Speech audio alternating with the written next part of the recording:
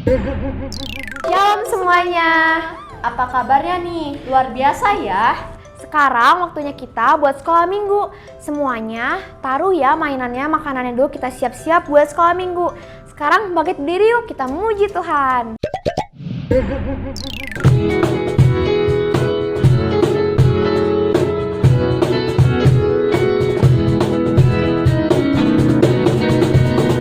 Biarpun gunung-gunung beranjak dan bukit-bukit pun bergoyang, namun kasih setiamu tak akan beranjak dariku.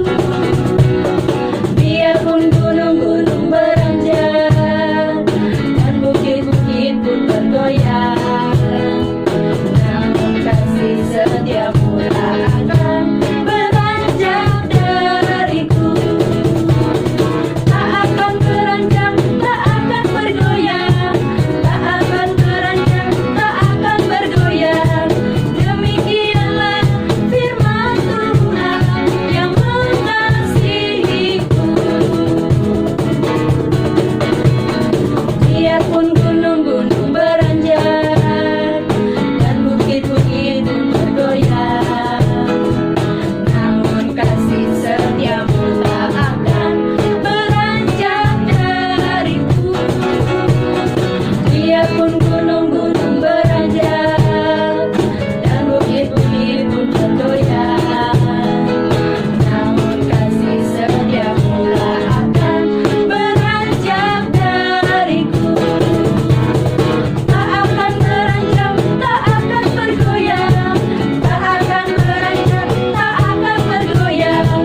Demikianlah firman Tuhan yang mengasihiku, yang mengasihiku, yang mengasihiku.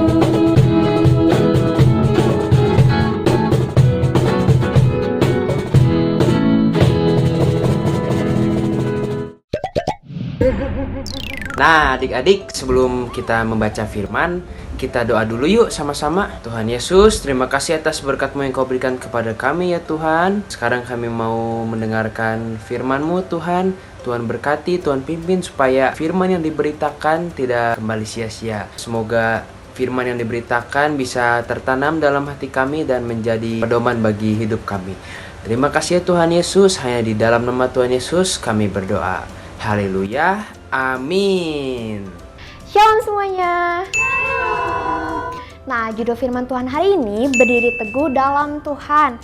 Ayatnya di Filipi 4 ayat 1. Karena itu, saudara-saudara yang kukasihi dan yang kurindukan, sukacitaku dan mahkotaku, berdirilah juga dengan teguh dalam Tuhan, hai saudara-saudaraku yang kekasih. Nah, latar belakang ayat tadi itu adalah ketika Rasul Paulus merasa perlu untuk memberikan nasihat kepada jemaat Filipi.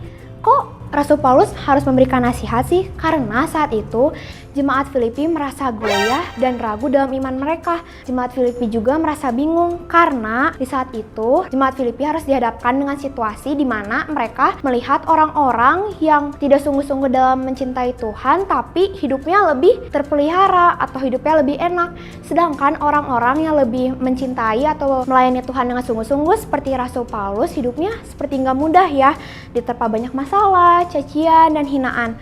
Makanya jemaat Filipi merasa bingung. Cici juga punya cerita nih. Jadi waktu itu Cici juga merasa bingung ya. Kok orang-orang yang nggak dalam Kristus hidupnya lebih enak ya, bisa beli apapun tanpa pikir panjang. Sedangkan Cici kalau membeli apa-apa harus belajar untuk nabung dulu, harus sabar, harus berdoa dulu, baru Cici bisa dapat apa yang Cici pengen. Nah, Cici juga saat itu ragu ya. Nah, itu juga yang dirasakan oleh jemaat Filipi saat itu. Maka dari itu, Rasul Paulus merasa perlu banget nih untuk meneguhkan kembali imannya jemaat Filipi. Rasul Paulus tuh mengatakan kalau jangan melihat dari mata aja ya, kayak seperti cuma lihat dari harta benda, karena itu cara warga dunia untuk menarik mereka menjadi pengikutnya. Mereka nggak tahu loh hasil seperti apa yang akan mereka ambil pada akhirnya. Kalau kita sungguh-sungguh dalam Tuhan, menanti-nantikan kerajaan surga, ada hal luar biasa yang bakal kita dapat ya dari Tuhan. Maka Rasul Paulus mendorong jemaat Filipi untuk tetap tegak, untuk tetap berdiri teguh dan tidak goyah dalam iman mereka. Tegaknya orang percaya tuh bukan cuma hidup, ya hidup aja, tapi iman mereka tetap tetap teguh, tetap percaya sama Tuhan sampai akhir hidup mereka ya. Nah, apalagi kalau sekarang pandemi ya, semuanya kita ngerasain pandemi dan kita pikir kapan sih bakal berakhir. Nggak ada yang tahu ya kapan pandemi ini berakhir. Cuman kalau kita tetap percaya, kita tetap teguh dalam Tuhan, nggak ada tuh hari dimana kita cuma berjalan sendirian. Kita bakal selalu berjalan bersama Tuhan. Makanya hidup kita tuh ya mungkin sulit ya, cuman kita selalu punya pengharapan dalam Tuhan loh adik-adik. Nah, di sebelah kanan Cici ada menara yang terbuat dari kertas, dan di sebelah kiri Cici ada menara yang terbuat dari besi. Kalau dilihat-lihat, mana nih yang lebih kuat? Kalau cuman lagi aman-aman ini, semuanya tetap diem ya, tetap diri teguh, tegak. Namun, kalau tiba-tiba ada angin, menara sebelah kanan langsung tumbang ya, langsung goyah.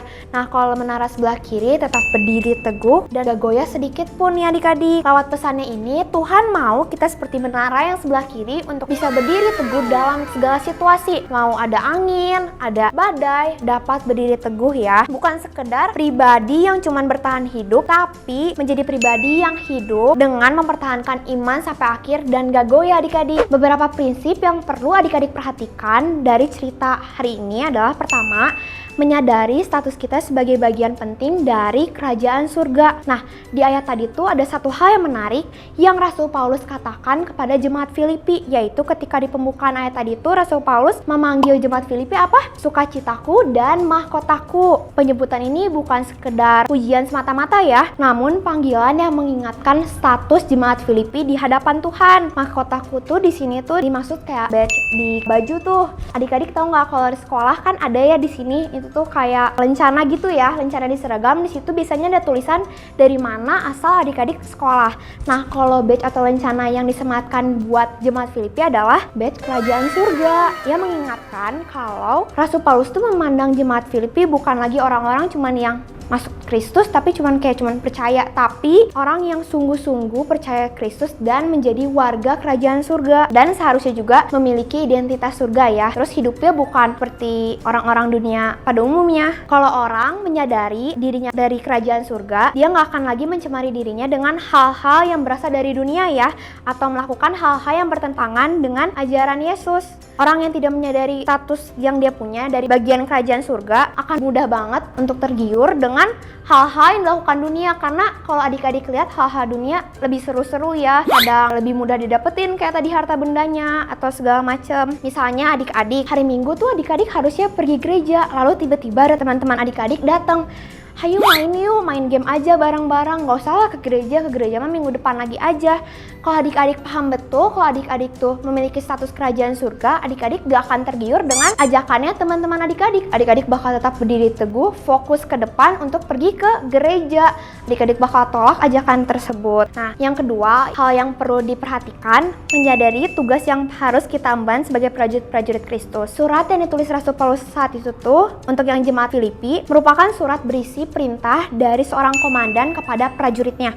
Makanya banyak istilah-istilah militer yang menunjukkan agar jemaat Filipi harus tetap waspada dan siap siaga dalam segala hal. Bukan kalau lagi adem-adem kan kita mah bisa siap ya, tapi dalam segala hal, misalnya ada angin, ada badai, kita bakal terus siap siaga. Nah, misalnya adik-adik kalau prajurit di medan perang, terus misalnya dia terluka, biasanya siapa sih yang ngobatin? Biasanya ada tim medis yang langsung ngobatin, langsung dibawa ke pinggir. Nah, kalau prajurit tersebut gak langsung diobatin, lagi terluka tapi lanjut perang, prajurit itu bakal tubuhnya makin lemah ya. Jadi saat dikena tembakan sekali lagi, dia langsung tumbang atau kalah atau mati. Nah, begitupun dalam kehidupan sehari-hari kita adik-adik. Misalnya kita dalam sehari-hari kita tuh terluka. Terlukanya bukan cuma sekedar kayak jatuh atau gimana. Nah, saat kita terluka, misalnya kita simpen benci, sakit hati, kecewa, itu termasuk terluka ya, terluka di hati adik-adik. Nah, adik-adik nggak langsung obatin nih, adik-adik cuma diemin aja. Makin lama adik-adik bakal lemah, bakal tumbang. Nah, supaya adik-adik lebih mengerti, misalnya adik-adik lagi main, terus tiba-tiba adik-adik jatuh, terus kakinya luka di sini. Nah, adik-adik mikir, udahlah lukanya biasa aja, nggak usah diobatin, nanti juga sembuh, didiemin aja. Kebesokan harinya adik-adik masih bisa jalan. Besokan harinya tiba-tiba lukanya makin sakit, jadi infeksi. Terus jadinya adik-adik langsung nggak bisa jalan atau adik-adik cuma bisa tiduran di rumah. Dari hal itu adik-adik bisa belajar ya, kalau ada luka adik-adik bisa langsung bersihkan dan langsung obatin supaya luka itu semakin lama nggak akan semakin sakit dan nggak akan jadi infeksi. Begitupun juga kalau adik-adik punya luka dalam hati, misalnya adik-adik kecewa, adik-adik harus obatin luka itu, harus bisa memaafkan apa yang mereka lakukan ke adik-adik. Misalnya orang itu bikin kecewa, adik-adik bisa langsung maafin supaya adik-adik bisa tetap berdiri teguh dalam segala hal. Berdiri teguh dalam Tuhan, kalimat ini tuh bukan cuman perintah atau cuman kalimat yang bisa adik-adik abaikan, namun ini tuh sebuah perintah yang harus adik-adik laksanakan. Adik-adik harus tetap fokus pada diri kita dan untuk bersiap siaga dalam keadaan apapun, saat aman maupun saat angin atau badai datang menerpa dalam kehidupan adik-adik. Amin buat firman Tuhan. Tuhan Yesus memberkati. Yuk semuanya kita lipat tangannya, tutup matanya, kita mau berdoa. Tuhan Yesus, terima kasih atas firman yang telah Kau sampaikan melalui Cici Livi. Berkati agar firman itu bisa tertanam dan berbuah dalam kehidupan kami sehari-hari. Di dalam nama Tuhan Yesus kami sudah berdoa dan mengucap syukur. Haleluya. Amin. Shalom adik-adik, sekarang kita mau activity time. Nah, buat adik-adik semua yang di rumah punya unus tako atau jengga, bisa siapin barang-barang, kita main bareng-bareng ya. Oke, nah di sini bangunan ini kita lambangkan hati kita ya. Nah, sesuai firman tadi tentang yang terluka, kalau kita terluka harus langsung diobatin, kita bakal main nih. Misalnya ini hati kita yang awalnya full, lalu adik-adik simpan kecewa. Hati adik-adik bakal langsung bolong, terus adik-adik simpan dendam, terus adik-adik simpan iri hati, terus simpan kebencian, dan akhirnya tumbang. Nah, adik-adik sama seperti bangunan tadi, kalau di hati adik-adik simpan dendam, marah, kecewa, iri hati, dan banyak hal lainnya, hidup adik-adik bakal lama-lama tumbang seperti bangunan ini ya. Yang awalnya kalau cuman lukanya satu, cuman kayak misalnya kecewa, nggak apa-apa. Terus 2, 3 lama-lama mulai goyah ya. Lalu semakin banyak, semakin disimpan, nggak diobatin, adik-adik bakal langsung tumbang. Nah, makanya kalau adik-adik punya kecewa atau sakit hati atau adik-adik terluka, harus segera diobatin. Tuhan Yesus memberkati.